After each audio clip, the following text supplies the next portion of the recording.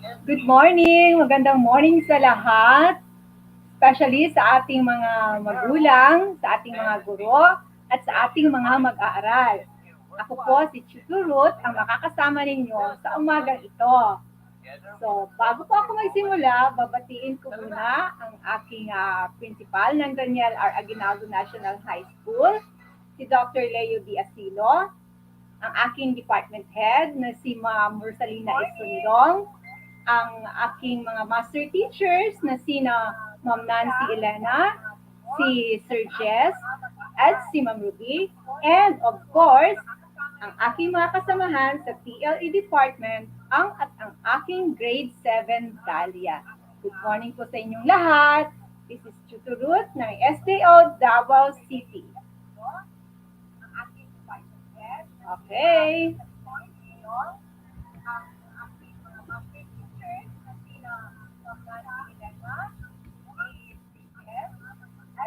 Okay.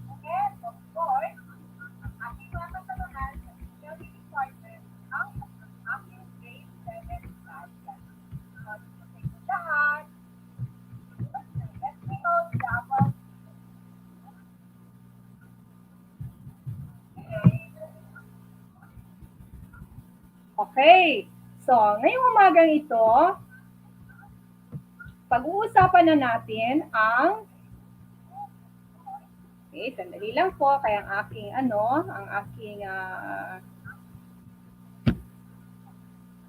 hindi ko siya gagana, sandali.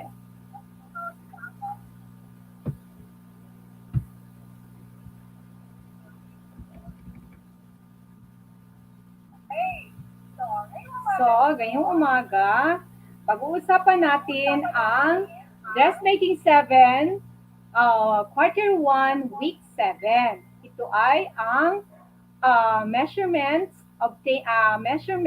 systems of measurement.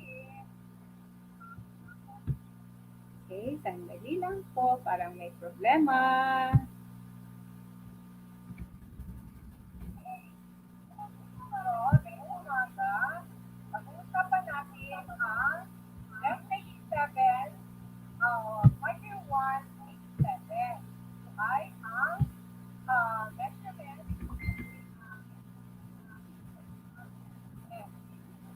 Sige lang po.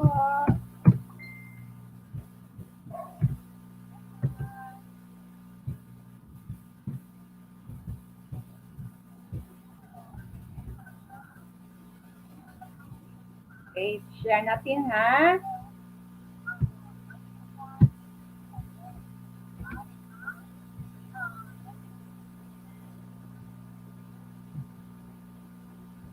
Okay.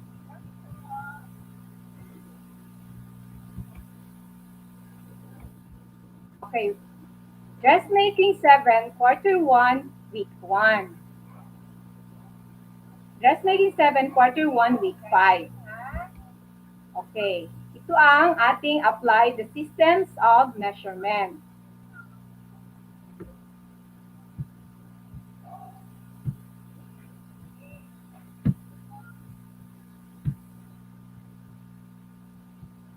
Yan.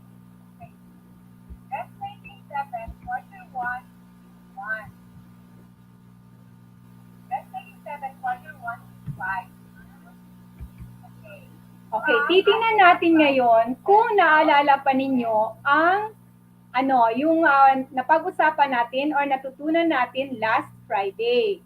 Okay, titingnan nga natin kung alam ninyo.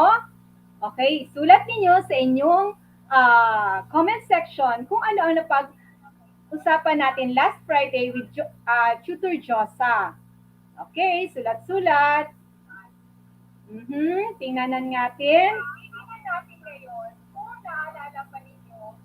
Okay, tama. Okay, good morning kay Ma'am Princess Asil. Good morning po. Maraming salamat sa inyong panunood. Kay Micaela Viscoho, maraming salamat.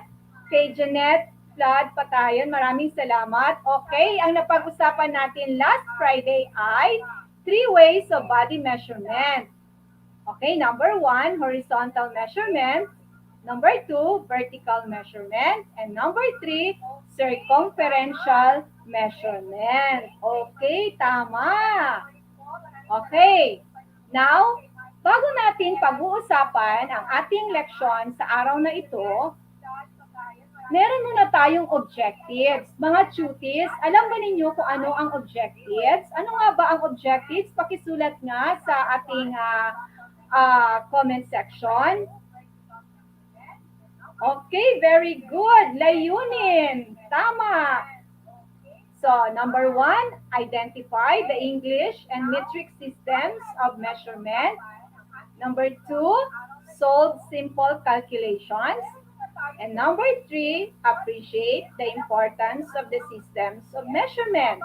Okay, ito yung ating layunin sa araw na ito. Okay. Okay, hi, Samantha Blasi, layunin po. Okay, salamat. Salamat, ang galing naman ni Samantha. Good morning. Okay. So, meron tayong systems of measurement. Number 1, metric system. Or metric system is a decimal system based on a unit of length known as a meter. From the Greek word, metron means measure.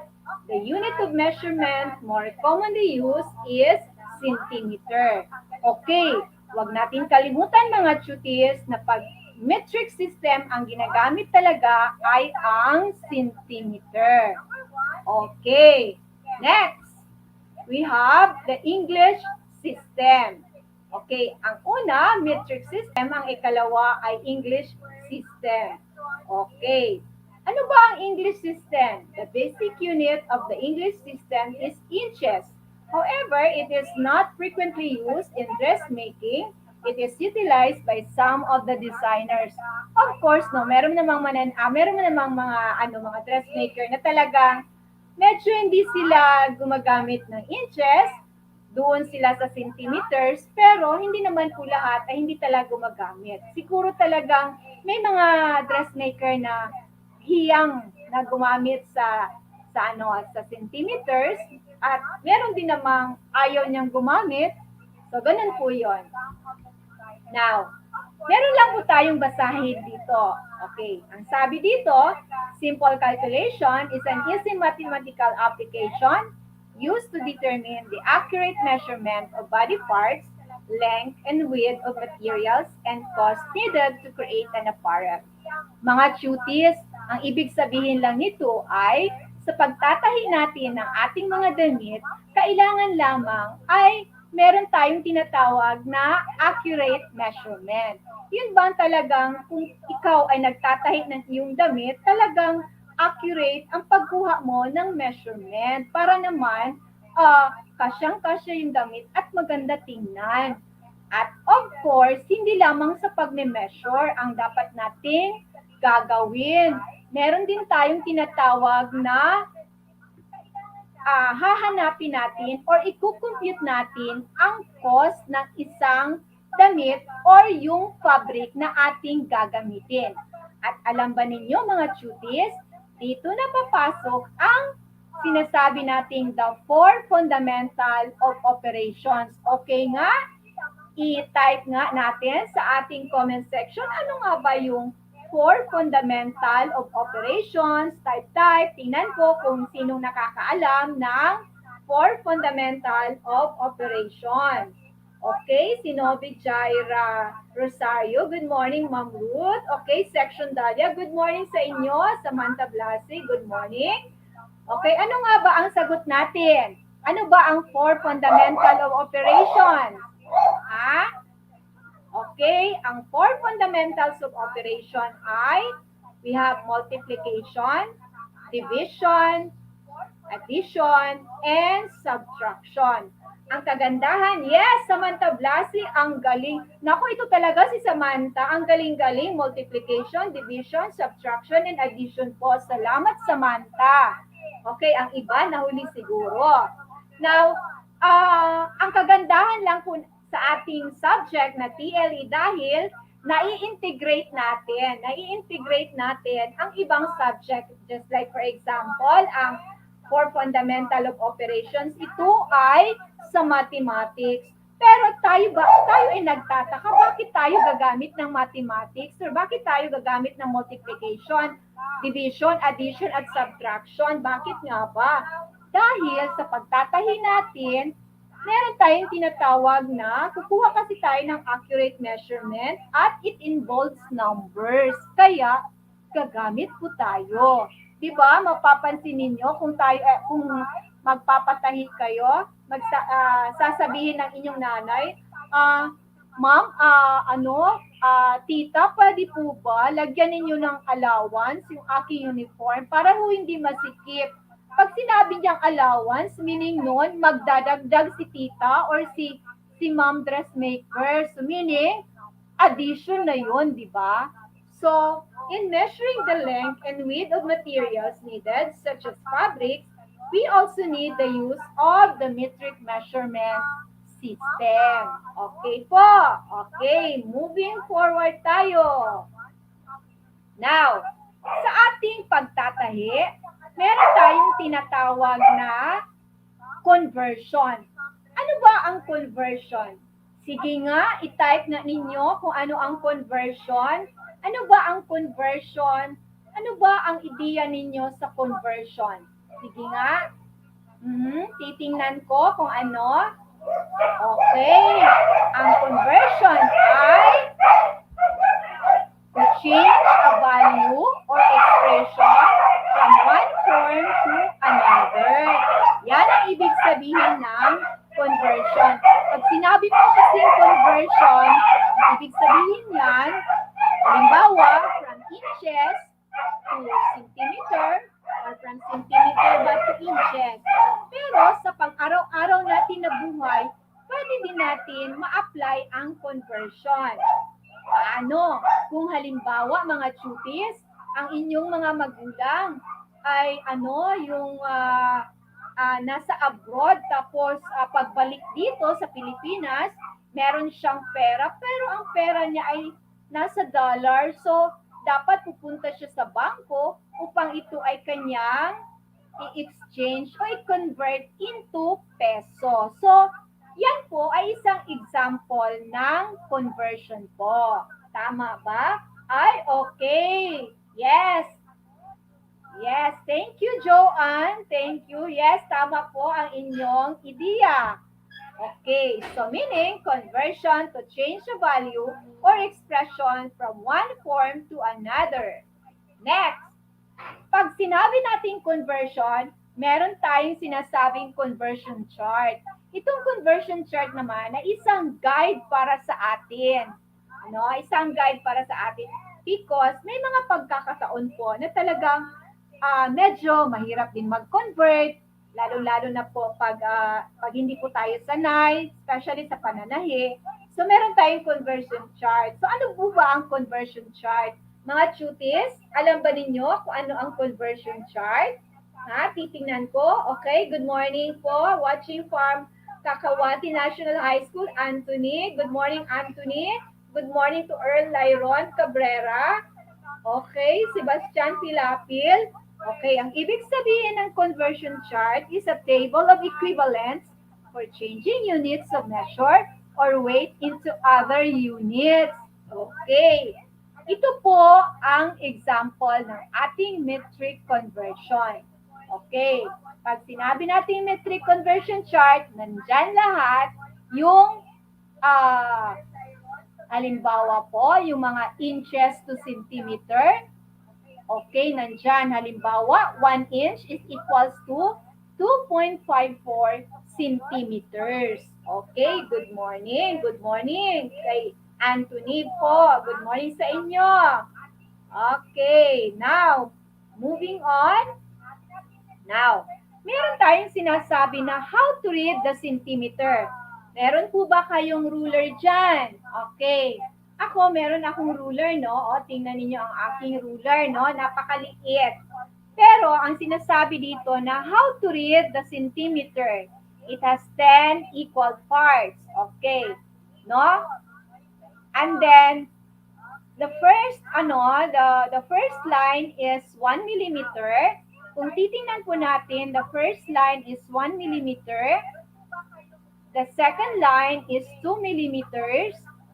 And then the third line is 3 millimeters. Ito po yung dito. And then the fourth line is 4 millimeters. The fifth line is 5 millimeters or 1/2 centimeter. And then the sixth line is 6 millimeters. The seventh line is 7 millimeters. The eighth line is 8 millimeters. And then the ninth line is 9 millimeters. And the 10 line, itong dito po ay 10 millimeters or 1 centimeter po. So, yan po ang pagbasa po sa ating centimeter. Okay, next. Yan, meron din tayong English system. How to read an inch. Okay, kukuha po tayo ng isang ruler naman na, okay, dito po tayo magsisimula. Okay, paano po ba babasahin ang sa inches? Sinabi dito, it has 8 equal parts. Okay, the first line is 1/8. The second line is 1/4.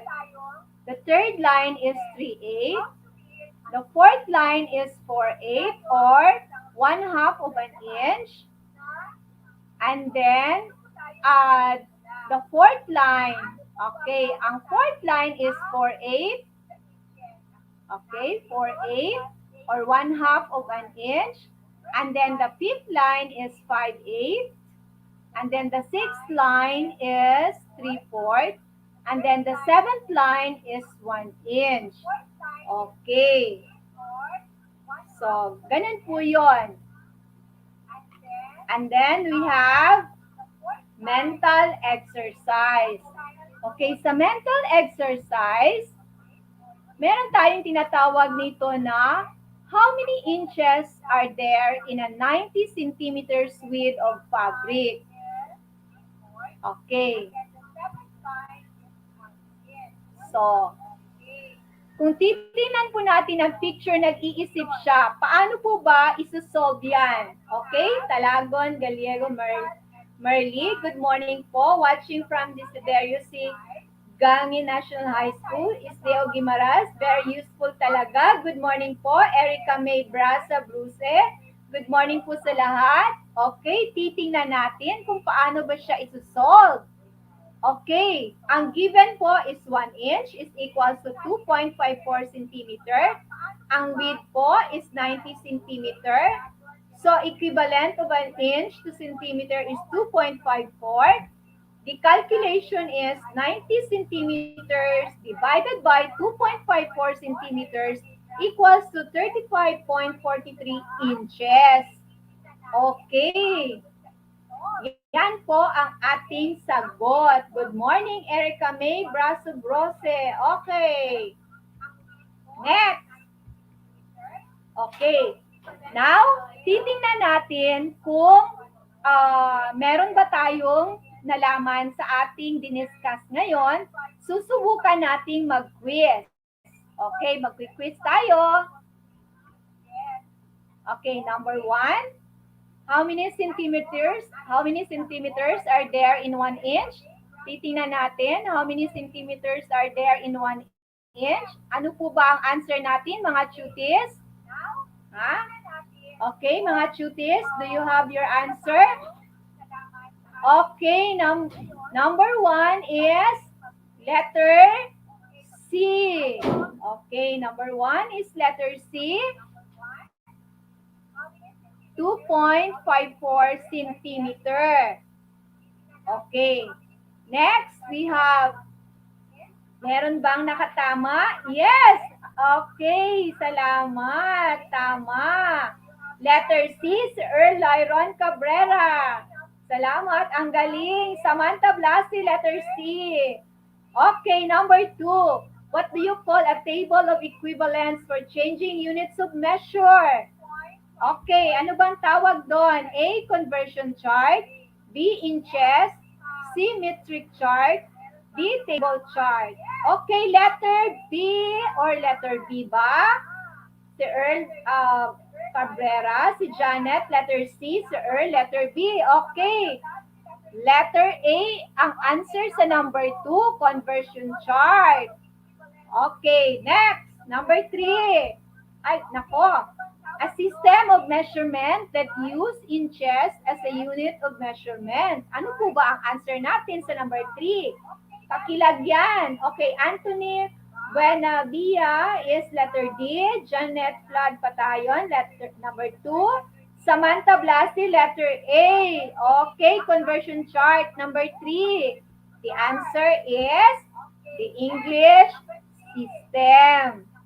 Okay. Tingnan ko. Oo, tama. Letter English system. Tagalog, Gallego, Merly. English system. Very good. Ang galing. Clap, clap, clap naman sa kanila. Okay, next. Okay. How many inches are there in a 45 centimeter width of fabric? Okay, ilan? Okay. Letter A, 17.70 centimeter. Letter B, 17.72 centimeter. Letter C, 18.24 centimeter. And letter D, 18.26 centimeter.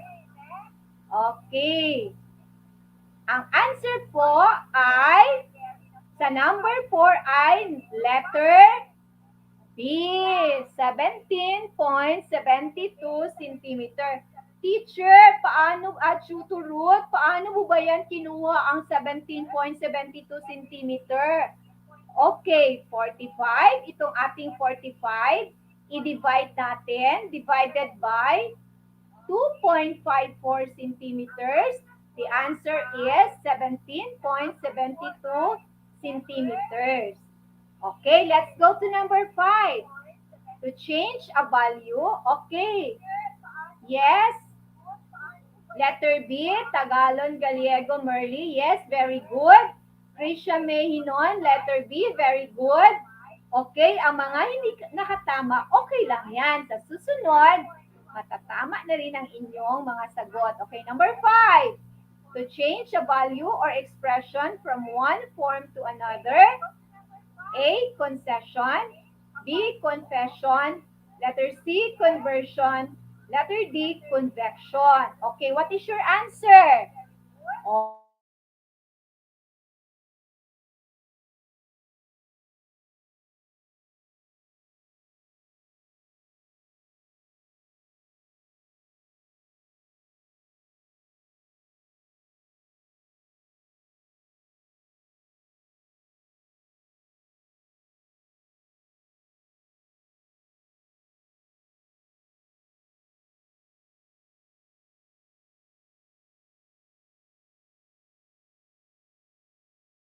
One metric system. Earl Ryron Cabrera. So number 5, letter C, very good. So number 6, the answer is metric system. Okay, very good. Next. Titingnan natin ang next natin. Okay, number 7. Name the 4 fundamentals of operation used in dressmaking to get the accurate measurement and cost of an apparel. Okay, titingnan natin kung alam nila ang 4 fundamentals of operation. Yes, Samantha Blasi, sa number 6 is metric system. Very good. Okay, titingnan natin sa number 7. Ashil Tanutan Pulido. Good morning, ma'am. Good morning sa inyo. Okay, the answer for number 7 is multiplication, division, addition, and subtraction. Tama, grabe. Ang galing naman. Oo, ano ko yan, sana mabigyan tayo ng GCash nila, no? Okay. Moving on to number 8, an electronic device used for speed computation. Ano kaya ang answer for number 8? Yes, Janet Flood Patayon, MDAS. Yes, that is MDAS, multiplication, division, addition, and subtraction. Yes, MDAS, Shara, very good. Number 8, what is the answer for number 8? An electric device used for speed computation. Okay, letter B, calculator. Tama. Krisha Mahinon and Shara Cristel Duyak. Very good. Clap, clap, clap. Now, ang number 9 is a hidden question. Number 9, who is your tutor today? Okay, number 9, who is your tutor today? Titingnan ko. Okay, Samantha Blasi, letter B. That is correct. Okay, number 9, who is your tutor today? Sino ang tutor ninyo for today sa number 9? Okay, number 9 is, who is your tutor today? Okay, tutor Ruth, very good. Hi, Ma'am Princess Asil, thank you very much for participating. Krisha Mehinon, Teacher Ruth Mangyat, okay, very good. Ay, kilala nila ako. Thank you, thank you. Ay, nako, si Janet Vlad Patayan. Thank you, thank you, thank you, Samantha Blase. And number 10, we have, how many centimeters are there in 5.5 inches? Okay, ano kayang answer dito? Para ako, nahihirapan din ako sa answer nang magko-compute tayo sa number 10. What is your answer for number 10? How many centimeters are there in 5.5 inches? Paano ba ito gagawin, Tutor Ruth? Paano? Okay, the answer is letter D. Okay, letter D. Tutor Ruth, paano po ba ninyo kinuha ang 13.97? Okay, mga tutis, all you have to do is 5.5 multiplied by 2.4. So the answer is 13.97, letter D. Okay, Earl Lyron Cabrera, letter D. Shara, 13.97, tama. Earl, May Encarnacion, number 10 is letter D. Very good. Clap, clap, clap tayo. Ang galing, ang galing. So, now, okay. So, kailangan, ang atin lang masasabi dahil na-identify natin kung ano ang metric, ano ang English system, nakapag-solve tayo, and then, paano ba natin ma-appreciate ang ating topic for today? Napaka-importante po na talagang yung malaman natin kung paano ang accurate measurement, paano mag-convert, paano din po mag-solve ng kahit simpleng problem sa dressmaking. At talagang ito po ay kailangan ninyo mga cuties ha, na alamin din natin. Dahil sa dressmaking, meron tayong multiplication, division, addition, and subtraction. Now, this is all for today. Maraming salamat sa inyong participation. Maraming salamat sa inyo. So, thank you so much. Huwag niyo pong kakalimutan na ang susunod po ay si Tutor Mike, si Tutor Nexel, si Tutor Liway, and ito po yung aking mga sources. At wag po nating kakalimutan na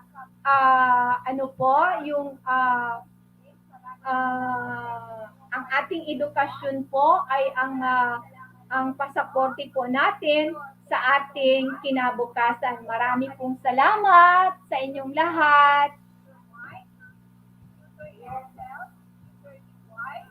Okay.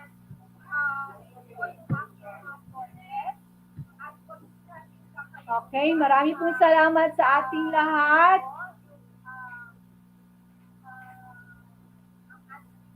Marami pong salamat sa lahat na nag-participate. Marami pong salamat sa inyo. Tunay po na talagang napaka-importante po ng ating leksyon sa araw na ito. Talaga pong magagamit natin ito sa pang-araw-araw. Hindi lamang po sa ating padanahin. Napakaganda po ng TLE natin. Dahil nai-integrate po natin ang ibang mga subject. Nai-integrate po natin ang mathematics. Nai-integrate natin ang ating yung ating history dahil nalaman natin na ang ang measure na word ay galing sa ating Greek word na metron. So, wag po tayong tayo po ay parating mag-aral. atin pong mapapractice po tayo sa ating conversion, mga cuties ha, dahil medyo ano po, yung ano, kahit ako minsan nahihirapan din. Okay lang po yan na mahirapan din tayo.